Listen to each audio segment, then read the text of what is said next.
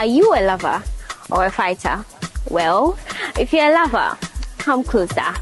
Peace Holiday Resort has got you this February. February is a month of love, and Peace Holiday Resort has the best package for you to celebrate your month of love. And hey, there is no dulling with Peace Holiday Resort because we got the best activities to keep you going. With our exclusive DJs got you going with the best music ever. We have fire dance display, and couples come challenge other couples on the dance floor. Let's see who's best. Come, let's crack you up with the best comedy show, and also request a song for that lovely person. Enjoy an amazing boat cruise party, fireworks, and many more. We have amazing packages to suit your taste. We have the silver, sapphire, and platinum, which includes accommodation, complimentary sparkling wine, and a customized table.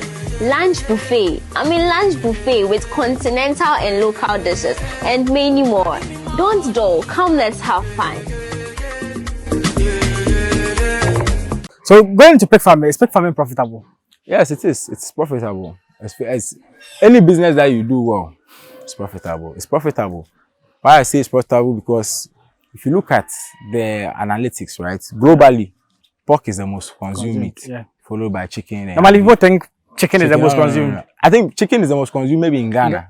Yeah. But anyway, that pork is very, very competitive. See, pork, even with porks, this stereotype about pork, the religious stereotype, and then you have people saying, "Oh, pork there is fatty," all of that. Even with that, it still manages to be the most consumed meat. Yeah. And that is because, aside maybe chicken because of the eggs, there's no other animal that can be reared that will give you as much meat as pork. Pork, yeah. Because one pig can give birth twice a year.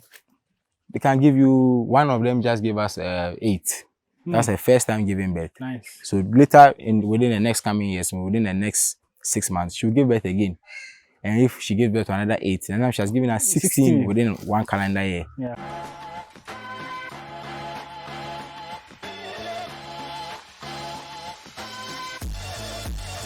It's a beautiful brand new day, and welcome back to another exciting farming week in Ghana. If it is the first time seeing me, I'm Charles, and on this channel we talk about farming and agriculture here in Ghana.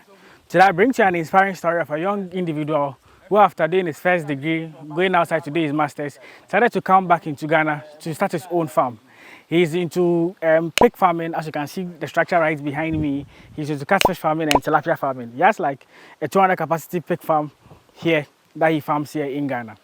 I'd like to speak to him to know why he decided to come back to even venture into farming. Because I know most people want the opportunity to travel outside and go and stay there and like say bye-bye to Ghana. But after studying, he decided to come back and also start a farm here in Ghana. Yeah, so that's what this video is going to focus on. The name of the farm is Growmank Farm, and that's the farm they're going to visit today. Before we get into the video, make sure you like this video for me. Like so you to get to promote it to other viewers. Subscribe to the channel so we all grow together.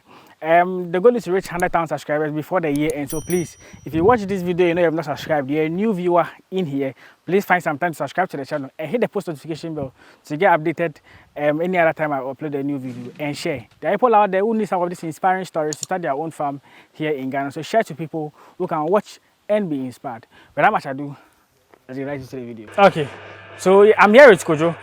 We're here to look at his farm. I know you do a lot of things. Yeah. We are going to look at the farm, speak to him to know how he started, how the journey has been farming here in Ghana. So please, can you introduce yourself to my viewers? Sure. Okay. So my name is Kojo Amankwah. I am a pig farmer here, mainly pigs, but I do a couple of other things aside that, but mainly pigs for now. My farm is called Growmank Farm. We are here located at Aquaculture, just right after Kaswa. It's about, let's say, 15 minutes after Kaswa. Okay. Yes, and so we do pigs over here. We do catfish. We also have some tilapia. And just recently, we did some cabbage, some cash crops as well. So we are just, we are just beginning with more to go ahead of us. Nice. Yeah. Just beginning. You have pigs, you have catfish, you have tilapia, and I know you plant some other crops too around, plantain, cassava, and some other things. Nice. But the name Growmank, what are the Growmank pig farm? Okay, so my surname, which is Amankwah, then I added Grow. With Grow, we are growing food over here. So Grow and then Amankwah fused together makes Growmank. I thought it was, maybe it's not that catchy, but I thought it was. Oh, but it's a nice name, yes, Growmank pig farm. Yes, definitely. Okay. So initially, if I get you, initially began with the pigs. So okay, over here on this farm, okay, we had coconuts in the farm before. Okay. But then that was where my family that were doing it. But I myself, when I started the actual farm, like I got involved. My partner and I decided we started with a piggery, with the pigs, and then from there we have expanded to the catfish and also the cash crops that they are at the top over there, the cash crops as well. So, but the piggery was basically what I started. But before, my family has some coconuts over here. Okay, so they're mainly into growing coconuts on the land. Coconut on the land. Okay. Before we venture into farming, let me know maybe what got you into farming, because I know as a young man, normally farming is not a vision. It's not a vision. Not a vision. Yeah. So it's unfortunate that is what is widely perceived. Yeah. Because it should actually be, for where we are, it should actually be one of the first career options or career paths that we should be able to look into. Yeah. But there's a lot of factors that go into, the stigma, the government also not being supportive all of that. Yeah. So basically for me, I studied marketing and entrepreneurship in the University of Ghana. So I studied how to be an entrepreneur, more or less. Oh, when did you complete? Oh, I completed in 2018. Okay. 2018, yes. 18, nice. 2018. Nice. So I had an interest in farming. I wanted to do honey production. That's so big. Okay. Yes. So that was where my mind was. That was when I was in about level 200. But then it didn't, distractions here and there came about. I also have some other, projects, some other companies that I also, head. Okay. So kind of getting time to sit down and then do this was a bit of a challenge. But then right after, let's say, national service, I completed at Ghana Airports Company Limited. And I just said, I took a visit to a friend's pig farm.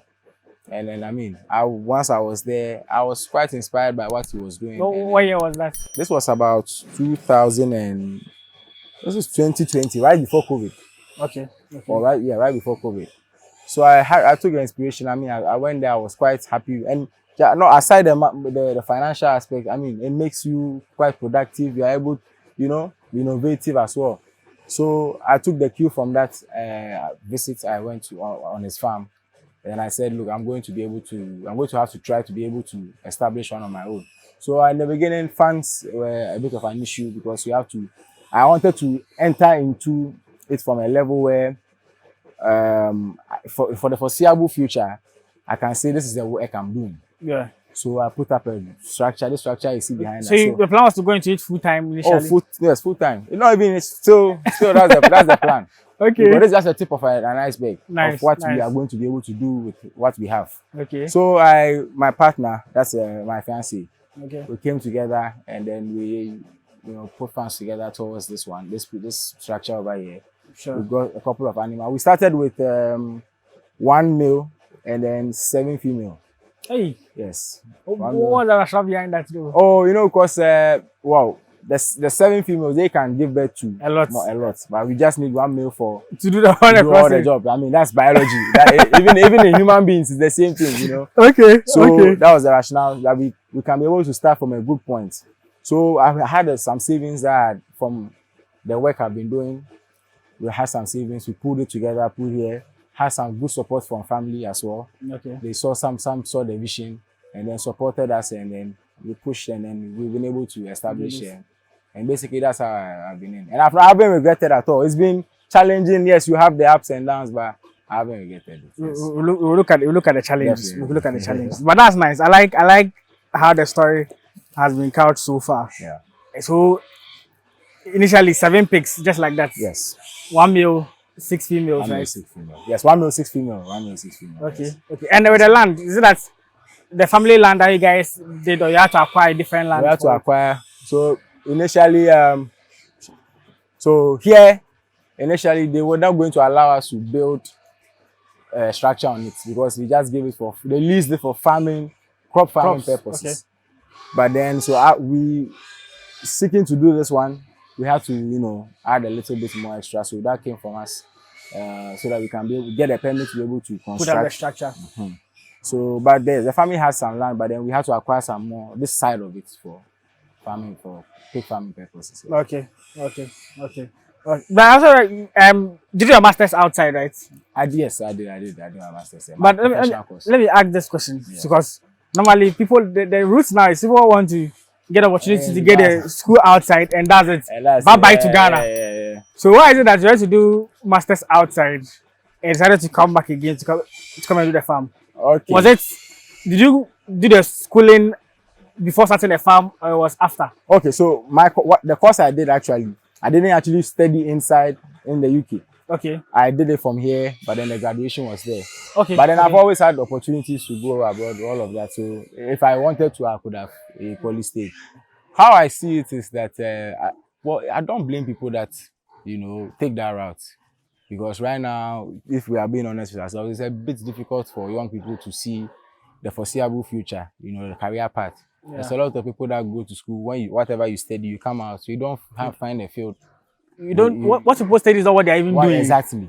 That's so it's very difficult. True. So they see going outside as a pathway. Immediately you get there because of how they are blue collar jobs. Most of the time you get there, you have quite instantly you have work to do, and then you start seeing some. So I don't blame, but then sometimes also I just wish we also fully explore the possibilities that are within here. Because sometimes when you talk about farming, some people say, "Oh, how am I going to get land?" But this land here, they were giving it 200 cedis, 200 cedis per acre per year. Wow. Do you understand? And how long was that? Oh, so per year. So if this acre, everything this is situated on is 1 acre. So where we are standing here, they're giving it to us 200 for the whole year. Wow. So if I get it for 5 years, that's I'm getting 1,000 cedis for 5 years. It's been leased to me. Whatever I'll make from here will definitely be way more than that 1,000 cedis. So maybe with they say land, how are we going to get land, how are we going to get capital to start? Yes, it is capital intensive, depending on the level that you are looking to be. But I do believe that even with a small additional effort over time, even if it's not the actual farming, there's so many farmers with produce who have struggled selling. Yeah. You can maybe middleman help them find deals, go and get. I definitely believe that there's a lot of possibilities here. But usually, you see these people travel, you see them on Instagram, their life is nice. Sometimes it pushes you to. Boys are chilling with snows and stuff. Exactly. The goal is to go outside.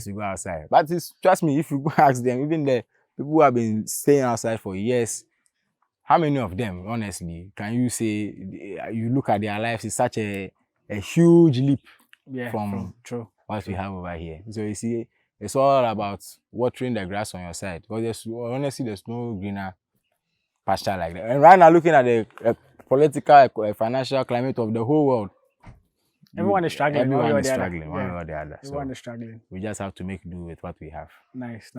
So how long has it been farming? How long has it been with the whole thing? We're 2023, ending. So here operations began fully 2022. So basically from the beginning, I think March 2022. Okay. All the way to December. So it's been almost a year, a bit more, a year and let's say 9 months. Close to 2 years now. Close to 2 years now. Sure. And how has that journey been? How has farming been so far? Wow. So these past couple of years, it's been a big learning curve. It's different what you read in the books. Yeah. Or you see on the. I watch a lot of your videos, so seeing the farmers talk about their experiences and whatnot.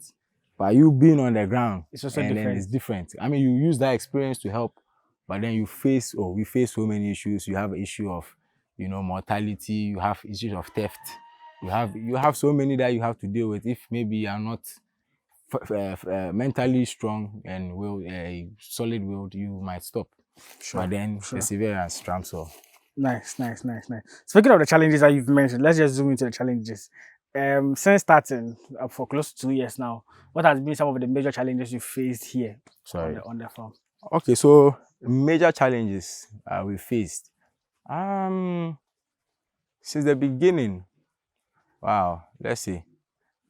We have been quite blessed not to have any sicknesses sweeping away most of the animals. Okay. So I won't say mortalities, but I think the major, me myself, the major challenge that I first faced when entering was like the lack of the knowledge gap.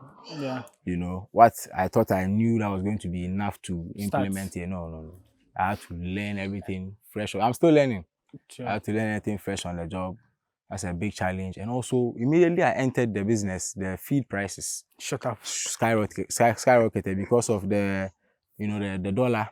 Yeah. Because we get a lot of soya bean from Brazil, and it's priced in the dollar. So because of the dollar, because of the increase in fuel prices, then also you look at this. The taxes that the government had also imposed. So everything basically. When I was entering the business, where a lot of farmers were going out. Can you imagine? I nearly said that. By the time you started, were a time that most people were leaving. Yes. When a lot of farmers were going out, it was so discouraging. Yeah. Because it's like, hey, me, I'm thinking I'm entering here to, see, make something out of myself. There's people who have been in it and they are saying it's not worth it because of what is going on. So can you imagine? So it was a bit shaky at the beginning, but then we small. Found ways to be able to make my feed cost reduce, cost of production reduce, whilst increasing productivity. And slowly, we are still not there yet. Okay. But I believe that as we keep going, we definitely have light at the end of the tunnel. Nice. And I want to know, before starting, you went to visit a friend's farm, the pig farm.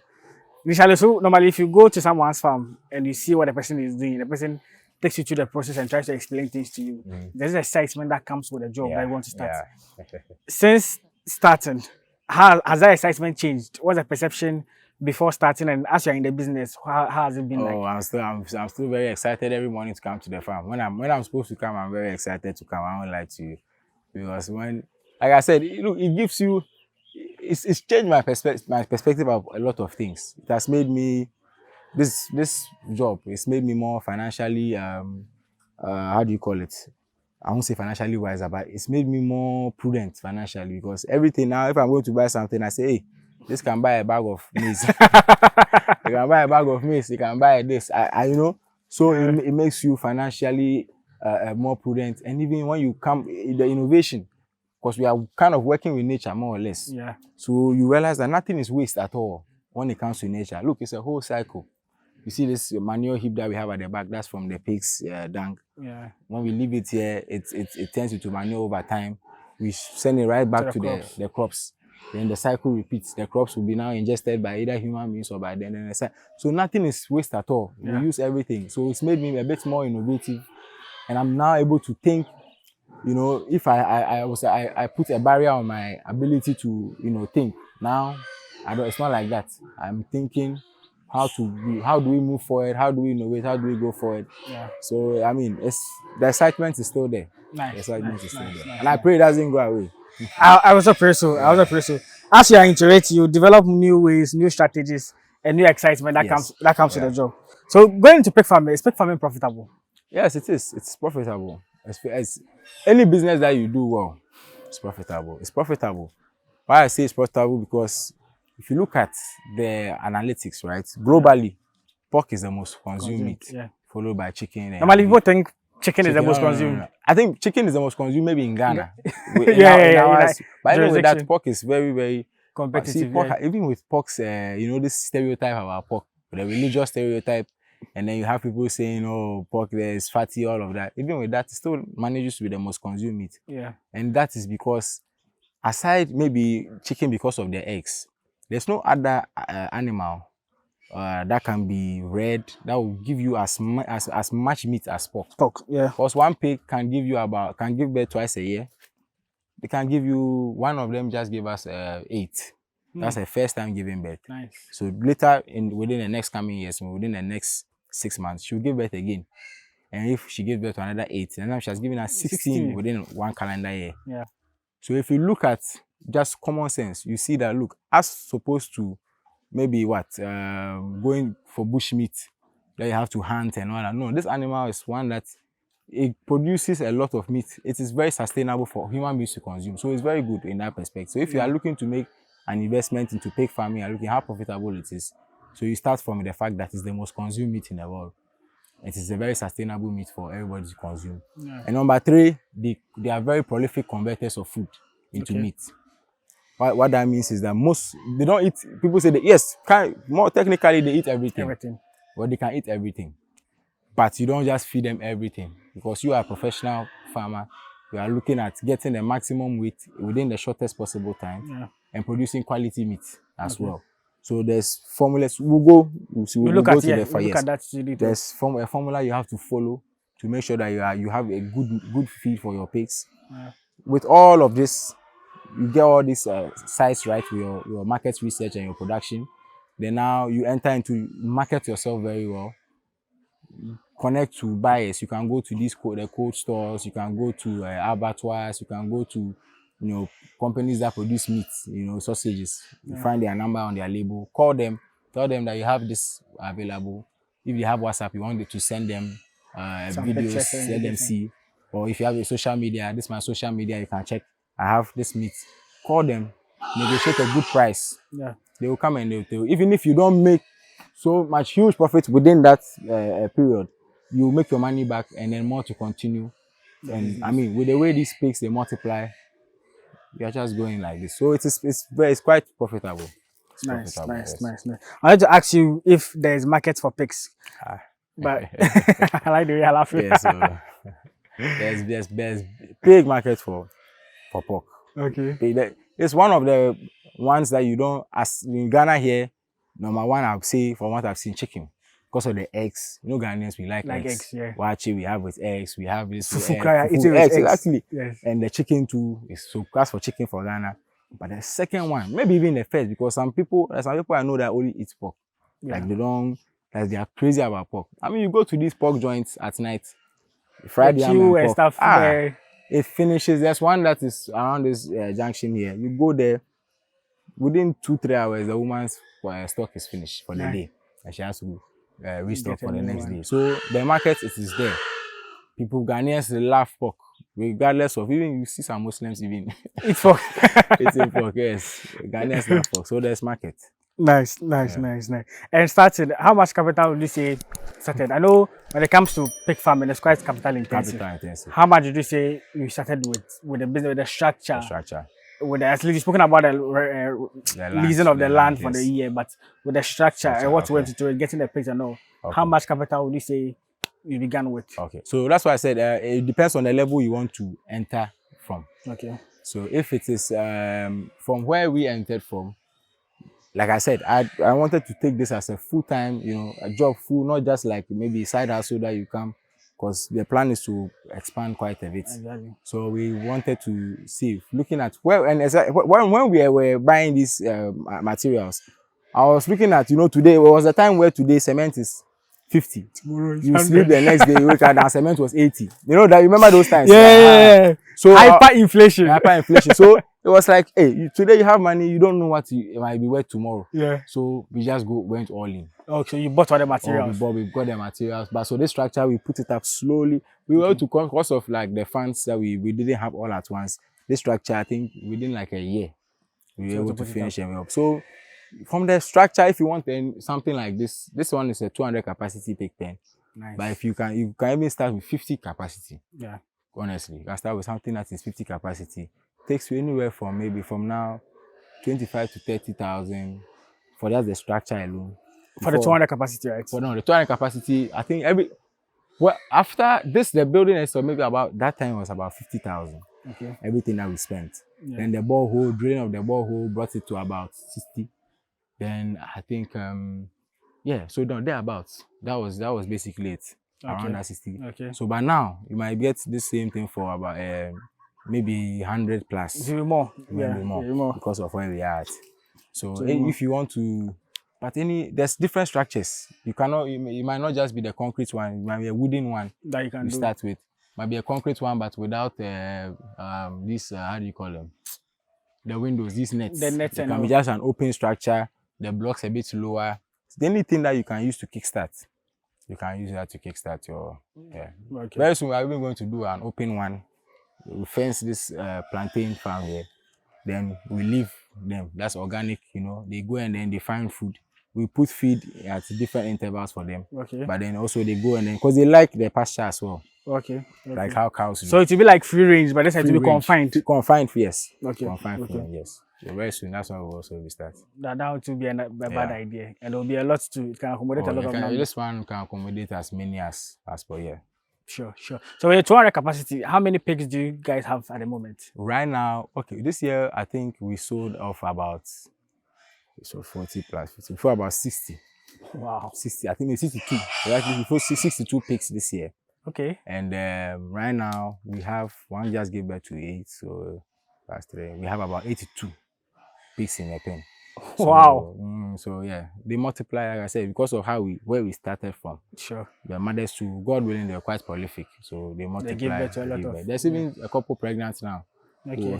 So we have to move the whole stock before the place gets too full. Yeah. Because I was wondering, I know it takes, so given that how the numbers that they give birth and the number of times, with time the 200 will be more than that. You have to like get new structures. You should have come, I mean, 3 months ago when the other ones that we sold, they were quite big, so the place was choked. So there's no space for even them themselves to be turning, and so we have to, get them out. We buy any, but. Nice. So let's come to the catfish. Yes. When did the catfish start? When did the tilapia also start? Okay, so the catfish, the ones in the tanks here, they started just this year, give or take, I think April. Okay. April month. So we are just about how many months that is? So that's 6-7 months. Yeah, 6-7 months that but we stocked. So that's 9 months. That's 9 months, yeah. But we stocked quite a lot. Okay. About 8,000 in the tanks. It's 4 tanks. Stocked about 8,000 in them. So that was the tanks over here. This been April, but we have a natural dam that we've done over here. Okay. That one we started with it. I think 2 years of 2021. Oh, nice. Yeah, 2021. So that was even the main one before even coming to do this one. But we had some, because it's quite big. It's a 2-acre dam. Wow. Big. Yeah, we did that for irrigation purposes. You can use to irrigate because the harvesting was a challenge. So we decided to, for now, let's move operations here. Okay. After a while, we can construct some cages that will be able to. So that's the long-term goal. So the one catfish and tilapia here, 2021. This one, April of this year, April 2023. Oh, nice. Yeah. How is that business too? Oh, the catfish. So far here, we've just sold a few. Okay. But we have buyers. We have people who are lined up ready to come and buy. There's people who want for the point and kill guys. There's people who want to smoke it. Okay. There's individual buyers who also just want catfish, like how they want tilapia. Yeah. So it's we've not made as we've not sold much, but then looking at what the people we have lined up when we are ready, because I want everyone to attain about a kilo. Before you we go to market, yes. Nice. I like the business because you are doing some of the most profitable agribusinesses you can never find. Pig, tilapia, catfish. Yes. I mean, these are like hot cake businesses here in Ghana. Okay, sure. So if there's any advice you have for people who are interested in venturing into farming. There are people out there, they want to start something agriculture, but personally they don't know what to even go into and how to even go about it. Yeah. What would be your advice? I think number one, I think you should be honest with yourself and because if you enter this, it's not something that you just do halfway. And you can if you have trusted people, but it's better to be here yourself, or as much as you can. I'm not here every day, but if I could move some of the things I do over here, if I had a farmhouse, I'll be here maybe out of the 7 days of the week, maybe 3 days, 4 days consecutively. Okay. And I go back. So you have to be honest with yourself. How dedicated can you be? Even before you invest, whether you look at what crop to do or whether you have money to do the crop, ask yourself, will you be dedicated? Will you be consistent? Will you make time to visit your farm to make sure that operations are going on well? And also because it's entrepreneurship, once you start, you become an entrepreneur. Entrepreneurship is you have to look at yourself and see if you have those qualities to be able to, because you face a lot of things. You understand? So that's the number one. Is look within yourself and be honest if you can do it. Then number two, you said any advice. Number two, watching videos like this from taking advice, how do you call it, experiences of current farmers and people who have been in it for a while is very helpful. Very helpful because you get an honest opinion of their actual job on ground. Yeah. It's very helpful. So you get whatever crop it is you want to do, or whatever animal. When you type whatever it is on YouTube, I'm sure definitely you get videos somebody. on Yes, that. Yes. watch as many as you can from different countries. Just look at the experience of farming. You realize that it is quite similar experience that cuts across the job. You watch that one. Then also you read books. Beef up your knowledge, because a lot of us when we were in school, me, I didn't take agric classes serious. If had I known that, one day I would probably have taken it serious, probably even done a course on it alongside with my marketing when I was in uni or something like that. You understand? But I didn't know. It was after that now I'm now trying to. But it's funny because we all eat food, we all drink, but that's a funny thing. We've outsourced that to part of our lives to other people to do. For the average man does not know where his food comes from. You understand? True. You read the books, so you get there's a gap in knowledge that you have to fill. Yeah. So then after that one, then the fourth advice would be also to, if you are able to get money together. If it's just you alone, you can partner. With people. Someone. You can partner with someone that you trust, because partnerships can be a little bit messy. You can put good partnership down. I have a lot of friends who partner together. I've done pepper farm. I've done snail, done quite a few ventures, and it's been good so far. So you can get trusted people to partner with. And then the fifth one is just to start. Just start. After you acquire this, you make sure you can dedicate yourself. You're feeling the knowledge. You obviously, when you come on ground, the practicality will be tested.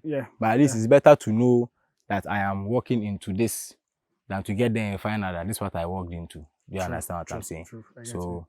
Yes, so then, basically try and do it, because over here we have so much land in Ghana, so much land in Ghana that can be cultivated, whether it is on a small scale, large scale.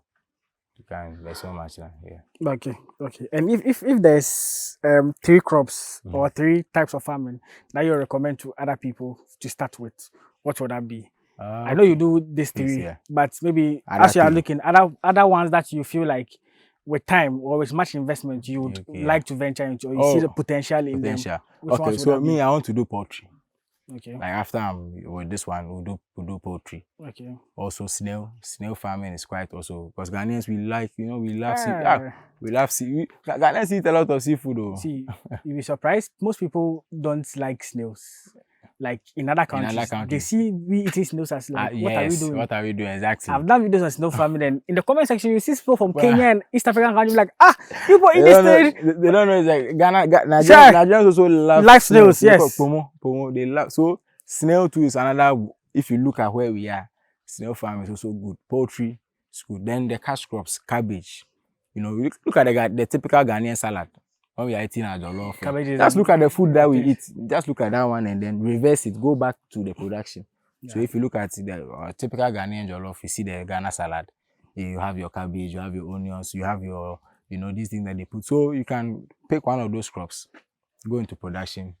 As cash crops usually 3-month cycle. You go for your money, you reinvest, you go.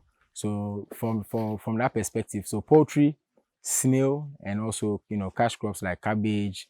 You have cucumber, even beetroot. You go do beetroot. It's also good. It's all good. Yes, there's a lot. I mean, sweet potato. We have some sweet potatoes down here. We just planted for the animals. The pigs. Nice. Sweet potato too is there. Yeah. Okay. That's cool. Because and the things you mentioned, I think I have videos on all of them. Yeah. Poultry, pigs, snails, Snail, cabbages, yes, all of that. I think we have quite. So anyway, you can please just watch any of these videos if you are interested. You get honestly, that's how I picked up knowledge. Watching you guys, your videos. Yeah, you get to learn a lot. You get to learn so much. Different people and different ways of going about things that you get to share the experience and learn from them. You get to learn so much. Yeah. Nice. So if there's any advice for the Ghanaian youth of today, okay. Some people, the land is not even a problem. Their family have land. Yes. You find that land is not a problem. Their family have land. It's not a problem. But the main focus that's venturing into farming or going into agribusiness is they see it as it's not a job befitting to them. Yes. It's not a job that they see themselves doing. If there's any advice you have for the Ghanaian youth of today, what would that be? Okay, so there's this book. I've forgotten the author, but the title of the book is More Profitable Than Gold. Okay. That was a book my mom, I don't know whether she knew around that time I was interested in farming, but she gave me that book to read. And it was this Ghanaian farmer. He's based in the UK now, I think, but he operates in Ghana, farms in Ghana. Okay. Then, so the book, basically, the title was More Profitable Than Gold. Basically, advising the youth that, look, farming is a job, a venture that is more profitable than gold. That is in the profit margins. Okay. You see, usually this is how we think about something. Oh, if I go and farm, how much will I make at the end of the day? I'm going to sell all these crops and I'll go and make like what, 2,000 cedis. But you see the margin. You may have invested maybe 300 in cedis in the business. You sell and you make that 2,000. Now calculate your profit margin. The margin is as he compared it to gold. Now, before you go and then you mine and you get gold, you know how much you would have spent, because you go to some places where you miss. You don't get the gold at all after digging. Exactly. You know how much you would have spent on equipment and digging and coming up empty and all of that. But then when they sell, the figures are huge. But the margins are, the margins are not as wide as, you would think it is. As compared to the farming or crop farming or livestock. Yeah. So that you can, anyone watch, any youthful person watching, anybody at all can go and read that book, More Profitable Than Gold. I'll try and get you the author so that you can. I'll check it out. I believe that, yes, like you said, land is not, honestly, if you have to ask your dad, ask your mom, your uncle somewhere, they will tell you that, oh, Ebushani Awasasibi or baby. That's always most people, that's the case. Yeah. They will tell you these things, and then, I mean, what you realize is that a lot of these, when you go to the corporate world, a lot of these people, when they're about to go on their retirement or pension or whatever, they tell you that, oh, I even have some land, I want to go and start this. I even have some land, I want to start that. So you realize that this is where they plan to go and, and then reinvest the money that they have made over their career. Yeah. So why is it that maybe if we now, with this youthful energy we have, this passion to, make something out of our lives, why don't we start from here? Because they end it there. True. And try and continue. But so why don't we start from here? And there's no shame in doing this. Yeah. You see, nobody can see me somewhere and say, oh, look at this farmer. You can't do that. There's no shame in doing that. You understand? I come here, I'm hands-on, I work with my guys over here.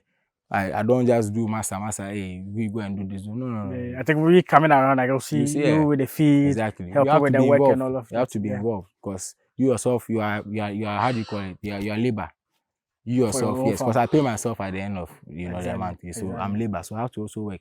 So my advice is that let's try and then honestly look, Africa it's like heaven. If you are to look at the land, the weather, the people, this is perfect for human existence. Yeah. Sorry.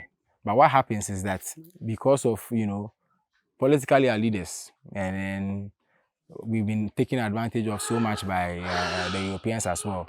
So we ourselves, we don't see value in where we are. Yeah. Somebody now has to come and see, the number of foreign companies that have bought farmlands and are farming and exporting and coming to sell back to us. The finished product. Do you know how many? There's so many we can list, but there's no need to. So all I'm just trying to say is, let's get involved, and let's also try and add value to the produce that we make on the farms. It might just be something small that you do with your product, but in the marketplace it will be seen as more valuable than you just selling it direct. Yeah. You understand? Yeah. So I just encourage everybody to, please, let's go. Look, as I'm here, I have my master's, I have my, how do you call it, first degree, I have a professional certificate. I'm looking at doing my PhD as well. So education is not a barrier, saying that you are too intelligent or you are going to, buy my Marco school, no. At the end of the day, you eat. True. So why not produce what you eat? That's what I think. And we have the land for it, so why not? Nice. So I think this will end the first part of the video. Yeah, honestly, I've enjoyed our conversation so far. I wish we could continue on and on, but the video will be like one hour more. But yes, this will not be the end. We'll be looking at the pig farm. We'll go and look at the catfish. We'll look at the tilapia as well. So if you are out there, you want to start something similar on your own, Kojo will share his experience with us. Some information that will be useful to you when you are starting your own this kinds of farming as well here in Ghana. So yes, this will close out the video. Make sure you like, comment, share, and subscribe. Share this video so we all grow together. As I said, this year we are trying to, before the year will end, they are looking at getting 100,000 subscribers on the channel. So yes, the journey has begun. Like the goal has started. So yes, please subscribe to the channel and let us grow together. So I'll see you guys in the next one. Peace out.